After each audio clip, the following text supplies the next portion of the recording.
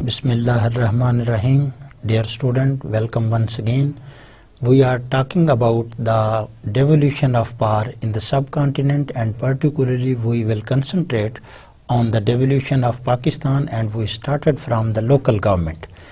In the previous lecture we talked about that how the system was this local government before the pre-independence, or it can be said that in the British India.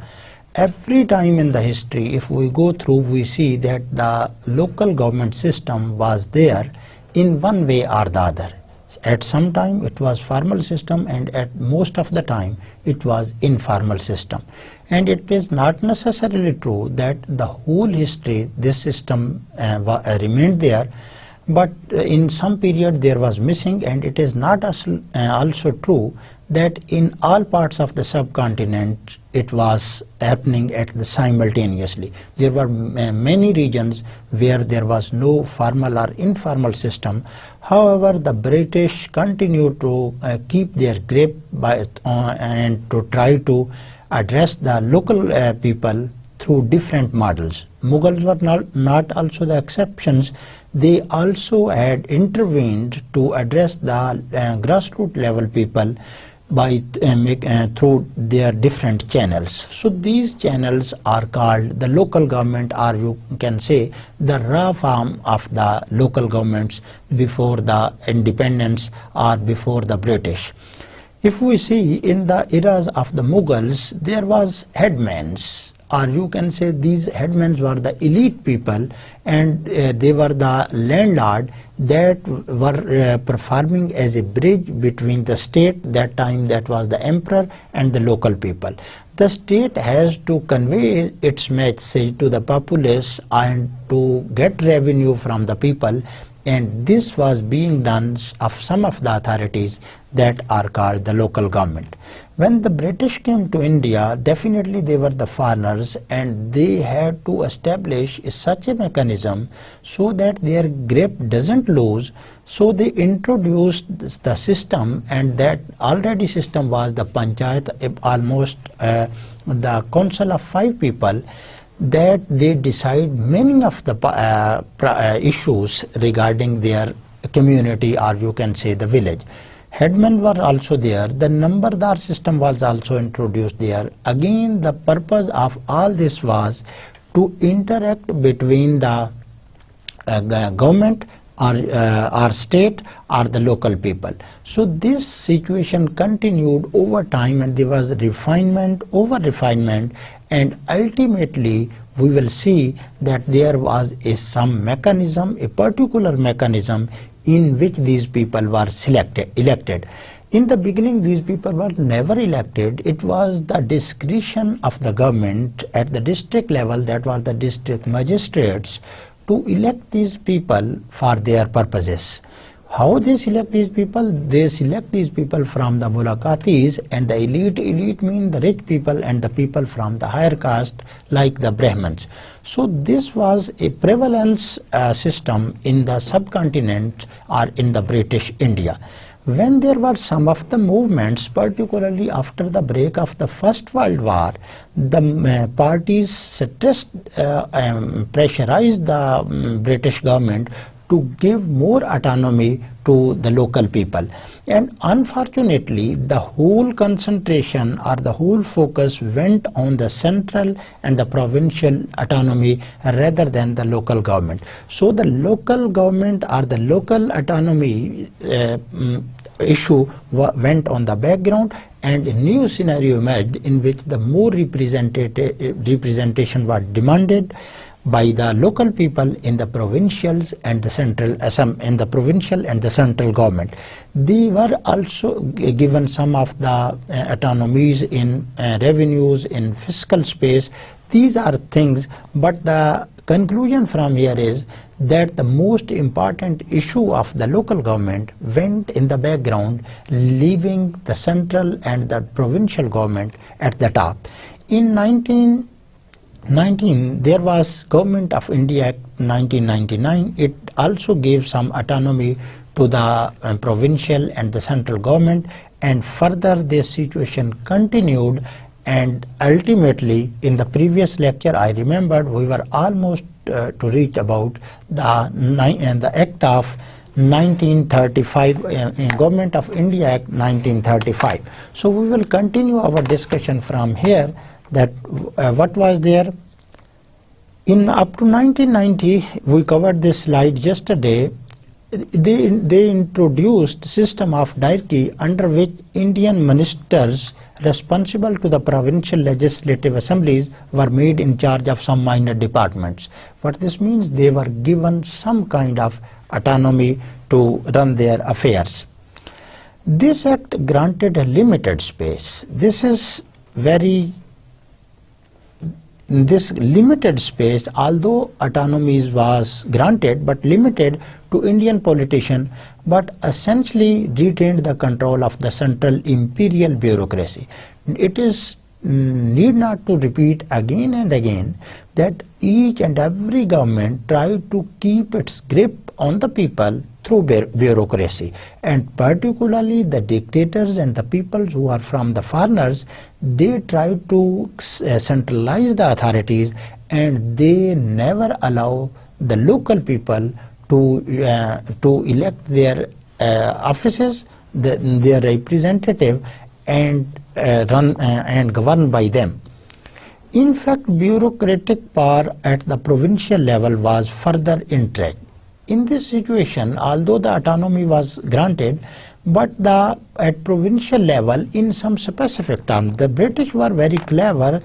They were giving something by one hand and taking it by the other hand. So in some specific areas, the autonomy was granted, but in the physical and the expenditure side, that is the definitely more important, they were curtailed. The space available to Indian elected minister was further curtailed by the limited assignment of expenditure, functions and fiscal resources. This is the fine, you can say, the big blow to the autonomy, because by order or by rule they were representative, and they were the powerful people, but unfortunately, in fact, the revenues and the expenditure, they have very limited intervention into these two areas. The growing strength, but at the same time the people of India were awakening. They were fighting, they were politically fighting against the British, and they were forcing British to give them more and more space in all the administrative areas of the subcontinent. So the national movements kept on pressurizing, kept on making momentum to the British to give, to allot them more and more autonomy, and ultimately the results were started appearing on the scene, because on the Government of India Act 1919, it was also achievement of the local people through political struggle, and the India Act of 1935, this was also a big achievement for the local people. When there was pressure, the Government of India Act 1935 emerged on the scene. The Indian Act was established to federal form of government and introduced fully responsible government in the province. Now the province got maximum possible autonomy, because this in the Act 1935, it was a federal form of government like in Pakistan, and the provincials were giving more autonomy, as in Pakistan now the provinces have much more authorities as compared to the previous government. So the same happened in the 1935, when the provincial assemblies were given autonomies to run their affairs, and it means the federal or the central, they reduced its powers. Although, but the psychological effect of the British that were native and that were not the native of this area, it was still working there, that they wanted to keep their grip grip on the administration by sitting at the higher post. So we will see time and again that despite this manage and mechanism, still powers were being concentrated into the central government. But it cannot be denied that gradually and steadily and eventually the political activism of the native people brought fruit, and these were reflected in the 1935 Act. It expanded the expenditure function. Now, it means the expenditure and or the budget, it has been as important as nowadays. In the 1935, it expanded the set of expenditure function assigned to elected Indian provincial government. So this was a very major area that was curtailed and that was retained by the British themselves. Themselves means at the higher level. Now the provincial assemblies got much authority to make their expenditure and collect their revenues. This was the major issue at which the British were so reluctant to give autonomy to the provincial, because this was the lifeline of their bureaucracy, or you can say their powers. So no one was willing to cut this lifeline by giving more autonomy, particularly in expenditure function and the revenues. Now the provincial assemblies were allowed to collect the taxes from different areas, and at the same time they were now free to spend on their specific areas. Democratic processes at the provincial level continues. However, these measures were significant. Although as I said, that beside the British psychological effect that they never want to share the powers, these effects, these were the significant events. 1919 Act and the 1935 Act. 1935 Act revolutionized, and it satisfied the Indian people that they got enough autonomy, they got enough representation in the central and the provincial assemblies. The control of the imperial center over the provinces was retained. Why it was retained? Still, however, these measures were significant, but through one way or the other, rather than directly, now it was indirectly, the British did not allow to lose their grip on the provinces, and they tried to retain their power on the provinces. What was this? Through considerable discretionary reserve powers. This discretionary word is a very, very abstract term, and it has caused to the nation, particularly the Pakistan and the subcontinent people, that this is a huge hurdle in any of the phenomena, because when you give autonomy and a person sitting on your higher level, you give that this discretionary power goes to that person, all your powers are curtailed, or ultimately you are at the beck and call of the people who are sitting at higher level. So as we are talking that in the 1935, provinces were free to administer revenue and the expenditure side, but the British continued to harden their grip through giving the discretionary power to the many of the higher people that were related to the center. So the center was still as strong as previously, because despite the powers were on paper, the powers were given to the provinces. Through discretionary reserve powers, if there was only one higher level officer, all the lower level officers or the bureaucracy was at his mercy. So he used to use his discretionary power whenever he was unable to impose his law. This was, you can say, the deliberately given flaw to keep the center strong, or keep the British grip strong on the local people. That were granted the non-elected provincial governors. Look at this, how the British continued to rule this British India. The people were very now politically motive. The nation was awaking now. People were tired of the British, but still British were although reducing their powers, but at snail pace, very slowly. And what happened on the provincial level, when the autonomy was given to all the elected members, as is happening in Pakistan, although in Pakistan now the governor has no power, but in British India in 1935 the governor, that is, was the directly the representative of the federal government or the central government. He was the non-elected member, he was a bureaucrat, and he was given much authorities. It means it was a speed breaker in the flow functioning of the provincial government. So he was the all in all, master of all, because he has the discretionary powers. If any of the resolution was passed, in any of the respect, he has the power to veto this. So this one-man show continued till the political forces made agitations and protest against this, but they introduced this system and it continued for a very long time. Now the patronage and ruler biases under the British. We will see that how under the British the bias emerged, whether these were in favor of the urban people or the rural people.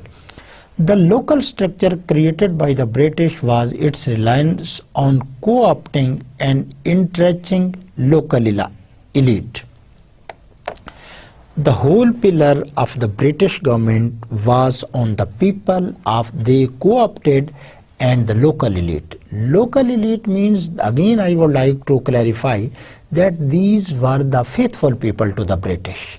Although they were not given some specific designation, but by making responsible them, in other words, I can say that the British used to convey their message, rules, regulations and orders and law whatsoever through these people, and this was the local elite. This was particularly true of the Punjab. Entrenching means the limiting. Now this was limited. This was particularly true case. Although in many parts of the British India this was the true, but this was particularly very important in case of the Punjab, where there were different local or local system of this.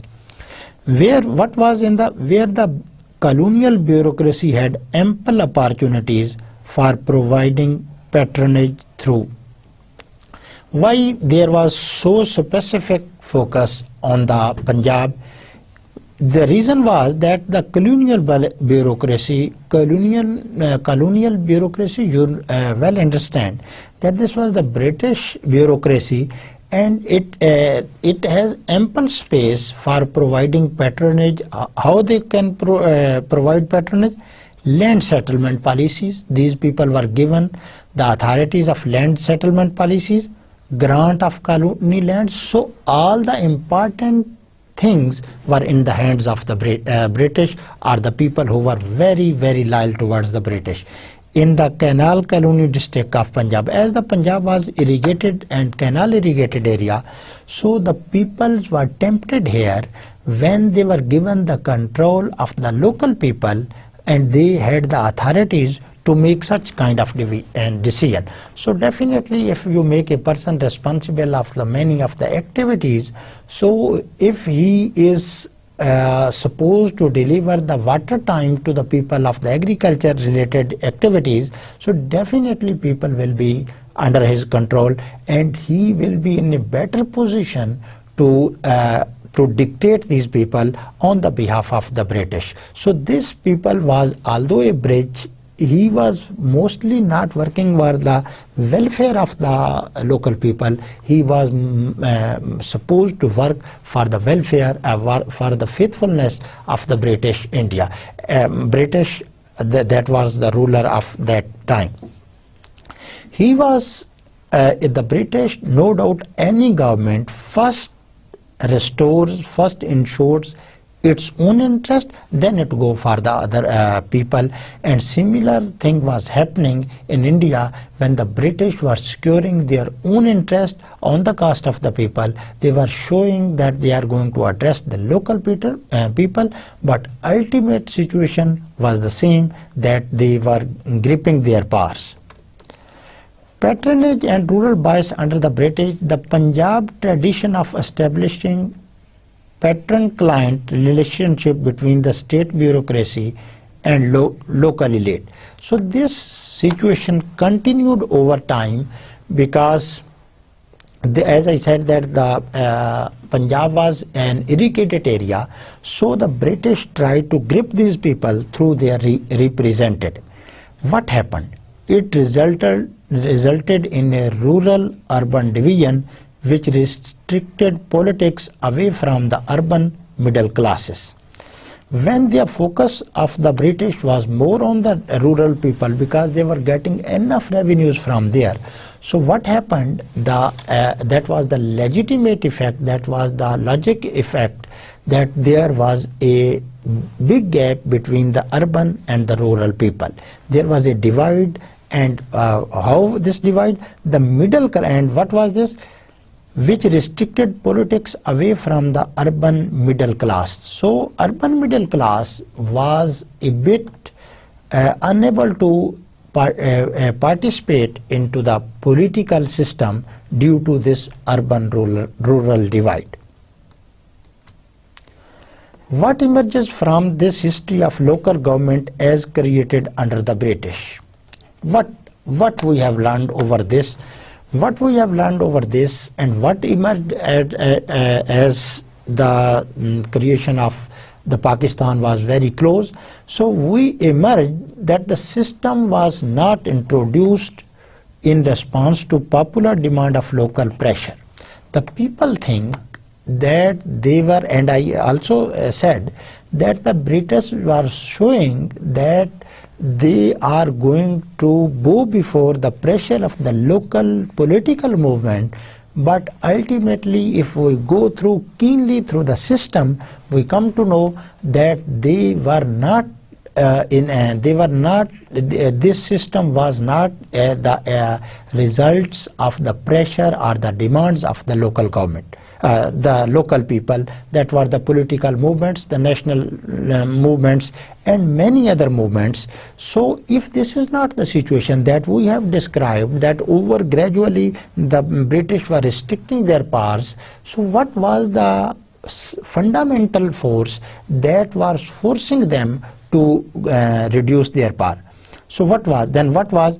But it was a result of central government initiative and functioned under the imperial bureaucracy control. Why these local people were given so importance?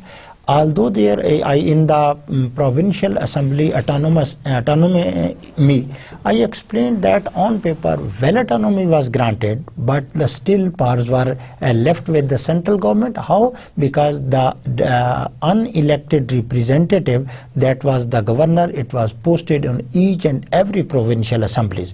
So here we are also endorsing the same thing, that the British were not going before the demands, but what was this? It was the central government initiative and functioned under the imperial bureaucracy control. They ensured that the control of the central bureaucracy remains intact, and all others such kind of dramas they were making, they were showing that they are giving autonomy to the people, and it is going in this or that way. Moreover, the imperial interest of creating a loyal native were the true objective, not the development. This is very, very critical, and I think it is equally likely at this time it is happening. What is this? The purpose, as I said, if you look at this word, this one, that what was then the purpose of this?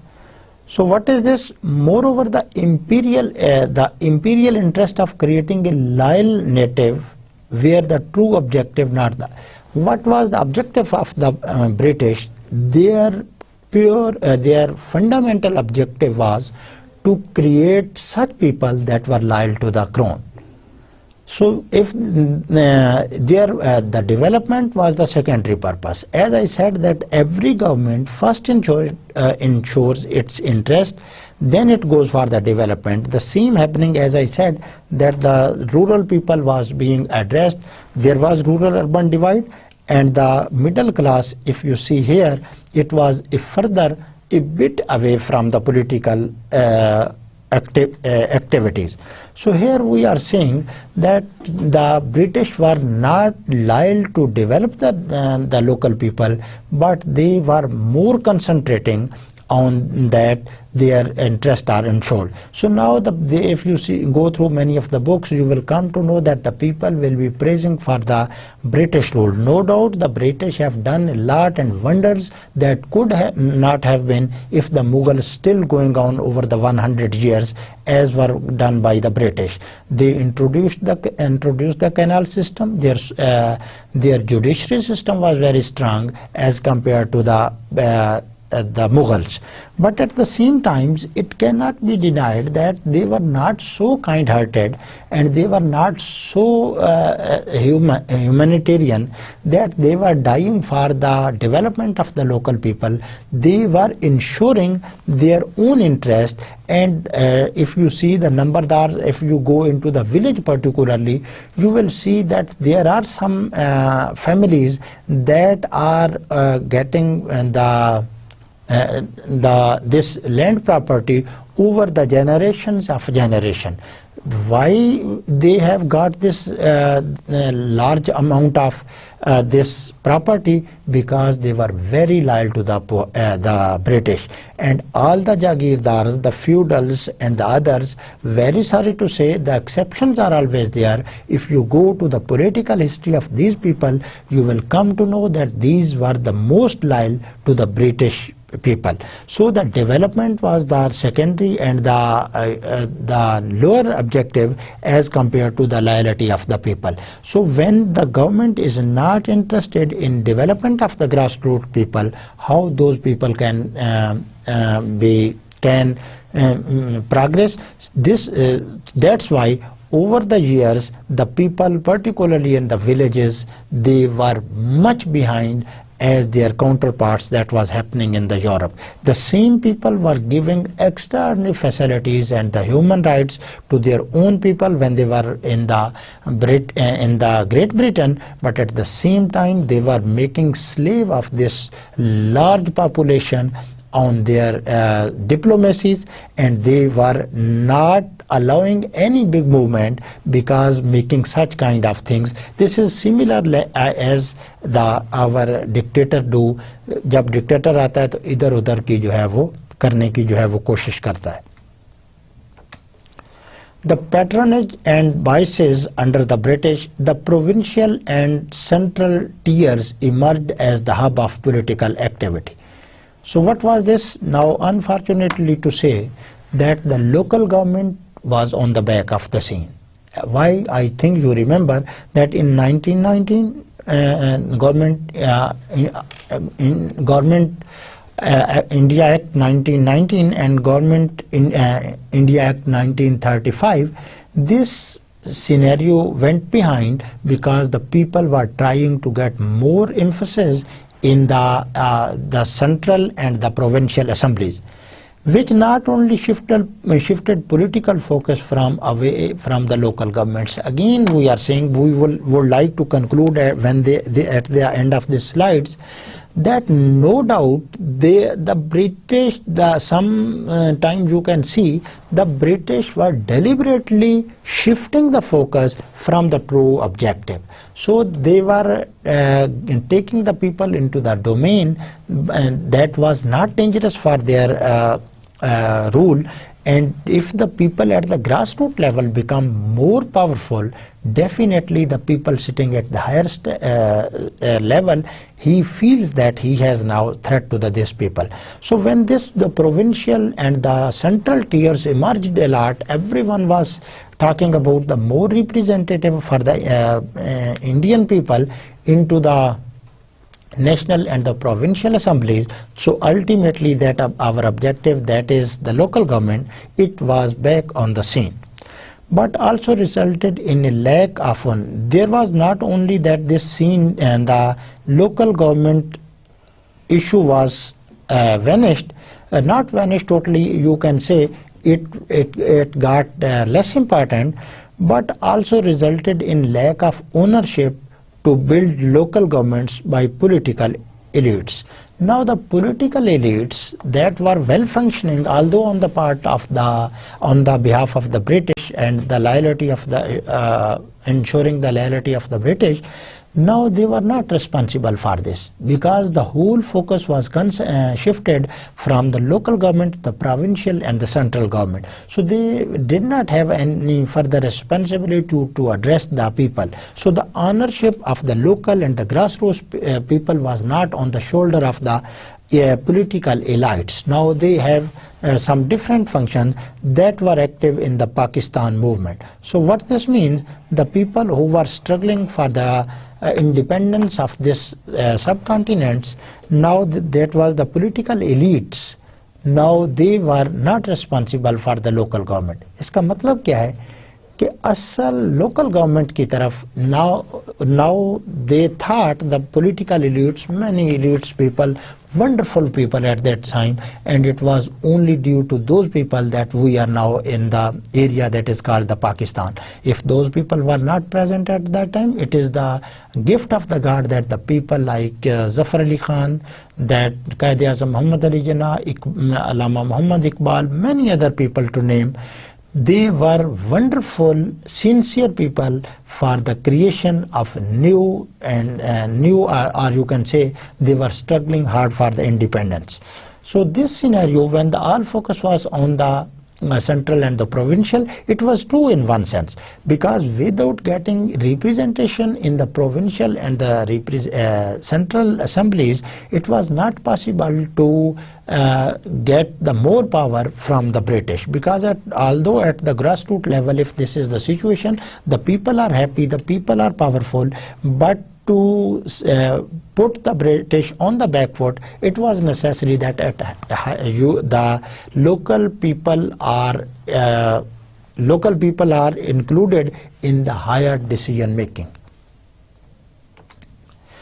Now the post-independence to Ayub. Now I would like to just conclude that what the British thought. The whole focus of the British people was on that they through bureaucracy they control and keep all their powers with their own hands, sitting in the central government. However, there were political movements, national movements that continued to pressurize the British to get more and more, or you can say the share from this administrative process. They were successful up to some extent, or you can say very successful in the framework or the frame of reference of that time. But the ultimate thing, the conclusion remark is that they were not sincere to empower the local people to be governed by their own representative, because no elected member or elected council was there to take look after the people living in the villages. But if they want to do this, they could have been done, but whenever they were given the autonomy, they were putting some of the discretionary power with the person that was the non-elected person. I would like to again give example that in the provincial assemblies, they deputed the governors that were the non-elected, and they have discretionary and more powers, and they were dictating the whole provincial assemblies. Now we will see, now we have reached the point of 1947, the creation of Pakistan. Now we have divided this local government period, the post-independence from 1947 onwards to the Ayub era. And Ayub era comes to an end in the 1969 or 68 when General Yahya Khan took over, and there was a mishap, you can say that there was a tragedy when the Yahya Khan launched the forces against the Bengalis, and ultimately the one part of the same body was separated from each other, and now it is almost 40 years have passed that we are away from each and other. So this was the results of, and even if you allow me to speak, that these were the problem, although I have not just explained that one of the major reasons of the separation of the East Pakistan could be found in the fact that the local people were not given autonomy, not given power. The center from this West Pakistan was dictating the people who has more population as compared to this West Pakistan, now the simple Pakistan. So these were the problems we will keep on discussing. However, here our topic is to go through the local government or the devolution of power in Pakistan historically. The momentum of more emphasis on provincial and higher level continued our post-dependence. You know, I think you are from, you know the law of momentum. In the pre-independence, there was more focus on the provincial and the central assemblies. So this momentum continued after the creation of the Pakistan.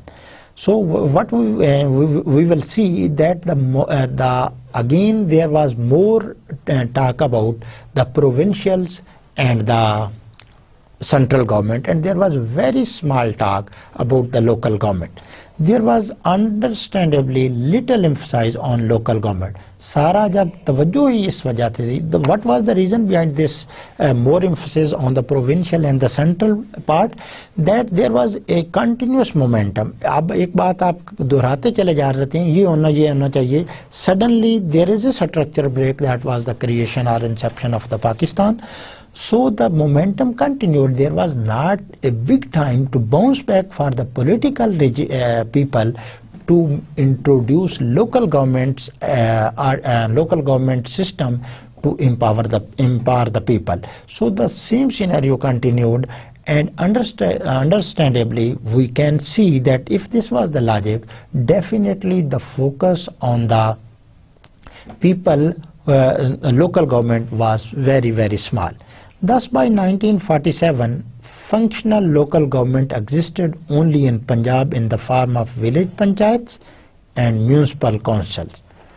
In other parts of the Pakistan, leaving the Punjab, because Punjab has already of such kind of system, that were the village panchayats and the municipal council. So as there was no focus on the local government development, so leaving the Punjab, in all other corners of the Pakistan, there was no a well-defined local government system. So that's why it means that by default in Pakistan there was a by default problem in our constitution, because we means our the politicians were very intelligent. Qaid-e-Azam, Muhammad Ali Jinnah, Liaquat Ali Khan, they were the well-known people, but there was a number of problems that have to be addressed. That there was the problem of the migration of the millions of people, and there was many other problems, lack of resources. Everything was at its lowest level, but still they were trying their best to fight the gigantic problem that were at that time. So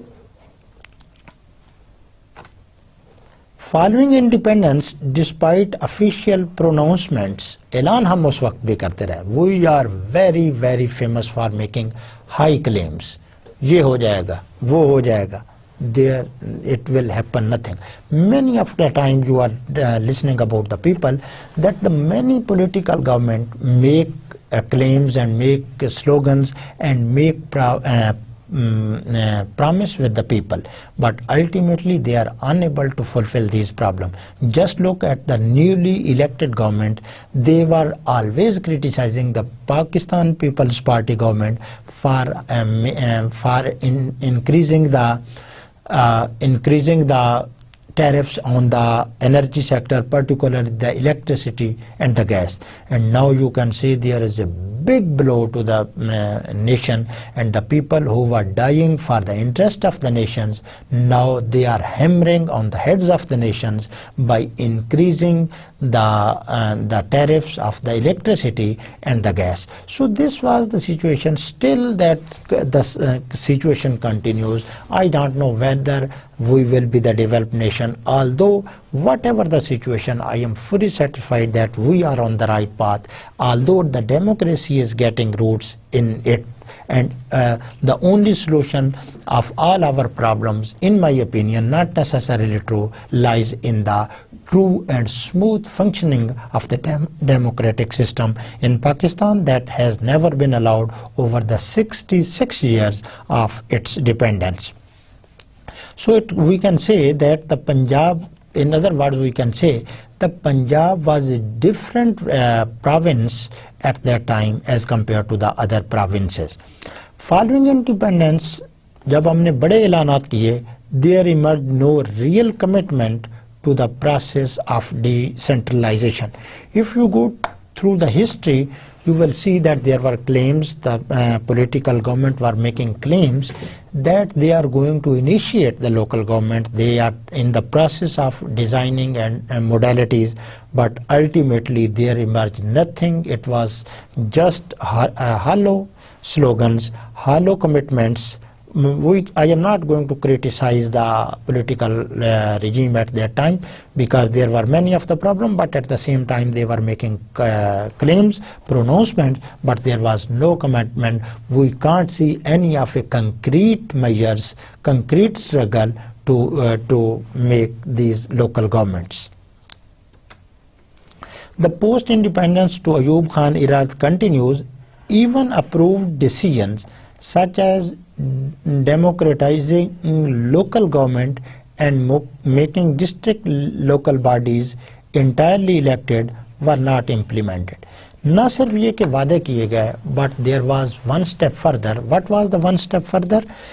That the government or now government means the political. Until 1958, when I will speak government, it means the political government. Although there was too many prime minister in that a very small era of only 10 years, almost 5 or 6 prime minister, yet this was the political government. So in this, what was the promise made by the political government? That they will be democratizing the local government. What this means, when we say that we will democratize this institute, it means there will be election and the people will be run by their elected representative. And what was the other promise? That making district local bodies entirely elected. It was also decision was made that the bodies that were working at the district level, that was the judicial magistrate level, they will be transformed into the purely elected representative that never materialized. As before, the bureaucracy completely controlled local bodies. It is very, very teasing for me, and I think for every person, that the bureaucracy has been the true ruler of the Pakistan over the 66 years. Still, the establishment, the bureaucracy is leading from the front. But the difference is, at that time they were most clear and they were more bold, but nowadays they are now at the behind the scene and they are dictating the government. You can see the very fuss between there is one of the statement by the Jamaat-e-Islam leader Maulana Munawwar Hassan that about the Baitullah Mahsood, that he is martyr, and the people and the soldiers that are fighting for the cause of the USA, they are not the martyr. And you can see our bureaucracy, that is the establishment, they directly published the announcement and they showed their anger against this statement. I am not favoring the Munawwar Hassan, but at the same time it is not the duty of it is out of the jurisdiction of the establishment to give such kind of press release that shows their angerness. The establishment should be professional, but what happened, the same situation is there. Why I am telling you these things? That the only solution is this, that the bureaucracy should be under control of the elected government. Unless and until this bureaucracy is powerful than the elected government, there will be no development, no mechanism, and ultimately we will be running back to the wall, and ultimately we will be running back to the era of the stone. So the bureaucracy kept on keeping its grip on the system by one way or the other. The local bodies were denied legitimacy. No legitimacy was given to the local bodies. If there was local bodies, they have no authorities, but not holding election. सिर्फ ये नहीं हुआ कि वहाँ election नहीं हुए, and where election were held, two way blows. First, there was no holding of the election, but if there was some situation when the election were held, they were given the limited franchise and massive malpractices. अपने elected जो है वो नुमाइंदे उन्होंने जो है वो elect करा लिए. The bureaucracy is make ensure that the people who are elected, they are on their back end call. They you can see many of the example. For example, in 1988 and 1919, you can say the IJI, Islami Jamhuri Ittihad, was framed by the ISI. The rupees were given to the politician. Leaving that discussion behind, I will come to the local government here, that the government who was claiming, who was making high claims that they will restore or they will establish local government, they not only denied the legitimacy, but they did not hold the election to elect the representative of the local people. But whenever there was such situation, it means when there was elections and the elected governments were chosen, then there was not given much powers and there was malpractices. Malpractices mean that the real honor or the real ruler were the bureaucracy. Post-independence to Ayub Khan, the situation or the flow continues. The decade of the 1950s was in general marked by political instability. Much more political stability. The first Prime Minister of Pakistan was killed in the Rawalpindi, Liaquat Bagh, in the daylight, when a person just sitting very close to the Liaquat Ali Khan fired, and ultimately he came to, he was dead. What this means, I am not a storyteller of that scene, but you will see that it will never happen to the establishment people. Every time it happens to the Bhuttos, every time it happens to the Benazir, every time it happens to the Nawaz Sharif, that he is being cuffed and he is migrated, he is forcefully migrated to the Saudi Arabia. So the same situation was there. When there is the political instability, the bureaucracy becomes powerful. There is a negative relationship. That's why the bureaucracy is never happy when the political government is getting its roots. So the same situation here, when the government is getting powerful, you will see that there will be many of the problems. There will be fight between India and Pakistan on the border. There will be some statement between the Indian army chief and Pakistani army chief, never taking and never allowing the political government to have a sigh of relief to work for the development of the people. With increasing centralization and a center increasingly dominated by the civil and armed bureaucracy. When there was the political instability, Liaquat Ali Khan, Chaudhry Muhammad Ali and Feroz Khanun, I.I. Chandrigar, these were the Prime Minister only 10 years after the independence. So there was the bureaucracy who was dictating this and that, and the dictator, that was the first dictator, he used to sit in the, that was the Ayub Khan at that time, the head of the army. He used to sit, he was also the defense minister, he used to sit in the live processions of the assembly, the political government. So he was becoming more and more powerful, and he has eyes on what he was going to do, and at the later he proved that what was his intention and what was the career. So what was in this era, the hold was on the civil and the military bureaucracy on the power of the people. Muslim League failed to utilize local bodies for developing its political base. When the Pakistan was created, Muslim League was the leading party, but unfortunately it could not utilize the local bodies for the developing its political base. That's why since then, now even you can see that the Muslim League has not its roots in particularly in the remote areas, or you can say the grassroots areas or the village areas. This drawback, this loophole started. It was a very, very crucial time. The Congress same did with India that the Muslim League could not do in Pakistan. Congress utilized this opportunity, and Congress strengthened its roots into the political regimes of India. But on the other side, Muslim League could not utilize this opportunity. And when the Muslim League was unable to utilize this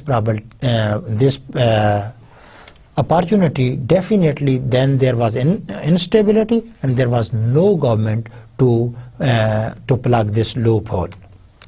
In 1958, very, very bad year for Pakistan, when the political government was put on the back foot, and a military ruler, General Ayub Khan, took over as a martial law administrator.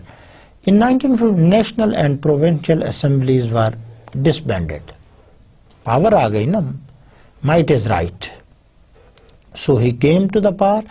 In the last 10 years, he kept on playing some role of the other. I am not contradicting with some of the good works by the dictators like the Ayub Khan, the Ziaul Haq also, and the Musharraf also. But still, they were the illegal child of the political system, because they were not allowed to take over the governments, because their duty was to just keep law and order and to defend the countries. They overwent their powers and rules, and ultimately this nation has to face half of the time under the military rules, and there were 3 or 4 military rulers that led from the front.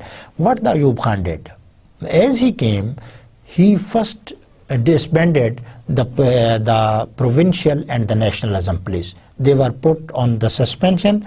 The public office, he promulgated 2 ordinances, very, very notorious ordinance, just to curb the people, the political people, or the political activities, to restrict the activities. He introduced these. What was? The first was the Public Office Disqualification Order. Public Office Disqualification Order. This was, PODO was promulgated by the Ayub Khan. Now he has felt threat from the political people, so he banned, and he said that the people will be disqualified. But still he was not satisfied with this. He came one step further, he went one step further, and he promulgated a new ordinance. This was, PODO was just promulgated in 1958. Many people were banned, disqualified, banned, arrested, tortured, and many other things. So after this, PODO was followed by a new, only a few months later, by ABDO. This was more dangerous, more strict, more critical as compared to PODO. What was this? Elective bodies. वहाँ सिर्फ offices की बात हो रही है. You mean that was related to the public office? We can see that was related to the bureaucracy, not related to the elected government. What was the ABDO? Elective Bodies Disqualification Order. It means all the powers are with the Ayub Khan or the military leader. So these are the two, the PODO or the ABDO, PODO and ABDO. These are the most cursed ordinance in the history of the Pakistan, through which he tried to dictate, or he tried to eliminate rather the political people. The people were arrested, people were disqualified. When there is elected a person and he can be disqualified by any of the ordinance, how he can work? So this was the situation, and the people were put under the critical situation, which was applicable. Look at the applicability of the abdo, which was applicable to any person who had held any public office or any elected body.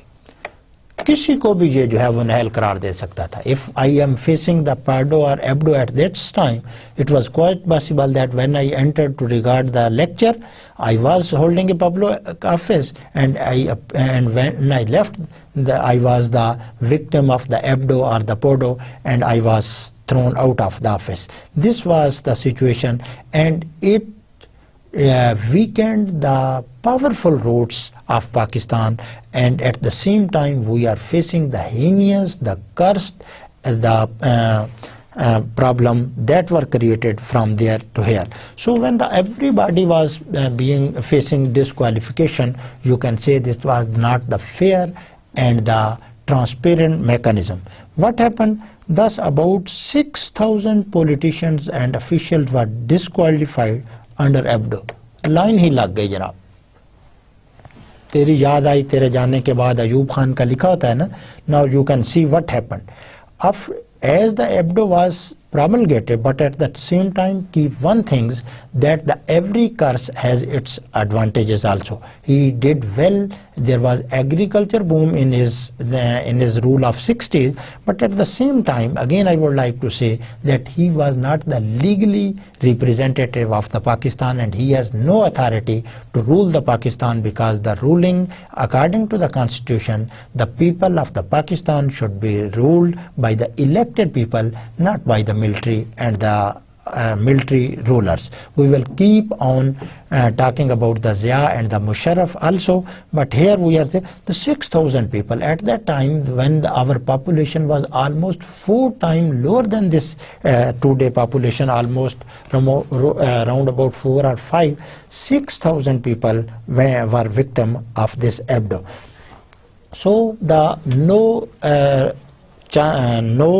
proper mechanism of this local government, the political, still the Ayub Khan was setting the stage, although he went further and he introduced a good system of BDs, the basic democrats. We will discuss on this, but here up to 1958 there was no political, or you can say the local. Following the dissolution of the elected government, General Ayub established local governments in the form of basic democracy. जो भी dictator होता है उसके दिल में खलिश जरूर रहती है कि वो अपने आप को लेजिटिमेट करवा ले किसी तरह से. The Ayub did this, Zia played this drama, and Musharraf was also juggler in this kind of things. So what happened, जब उसने उसको डिसॉल्व कर दिया elected government, so what he did, there are मुशीर वहाँ मौजूद होते हैं that keep on telling that this way or that way would be working in a very well way. So the BD system was introduced by this is the basic democracies that was introduced by the Ayub Khan. It has roots at the rural level,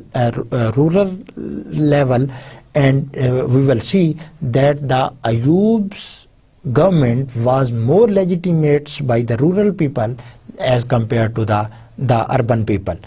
The BDs were used by Ayub to legitimize presidential constitution 1962. In the Pakistan, in the beginning, the Pakistan had the parliament form of government to some extent, although there was the governor general, but at the same time there was the president rather than the president, and there was the prime minister rather than the president. There was no president, there was the governor general.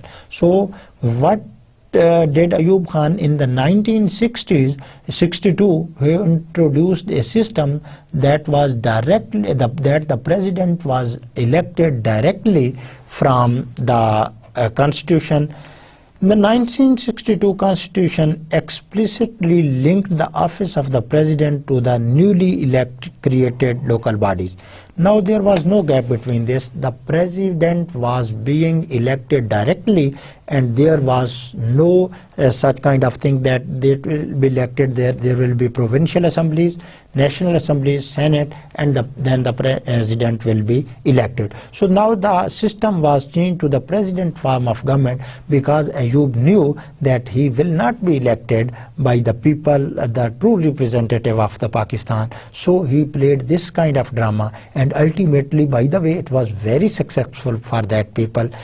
By declaring the 80,000 basic Democrats, 80,000 BD member जो है वो चुने गए as the electoral college. He said this is the electoral college for the President. Now the electoral college for the President is the provincial assemblies, the central assemblies, the Senate. These are the electoral college that constitute, that elect the President. But at that time, when there was a presidential form of government, and Ayub, what he said, as the electoral college, he said that there are the 80,000 basic Democrat, 80,000 member. It means he was elected by directly elected by the 80,000 basic Democrats for the election of President and national and provincial assemblies. So there were the 80,000 people who were the whole, you can say, the master, or who were the all in all to build the provincial assemblies, the central assemblies, and electing the President.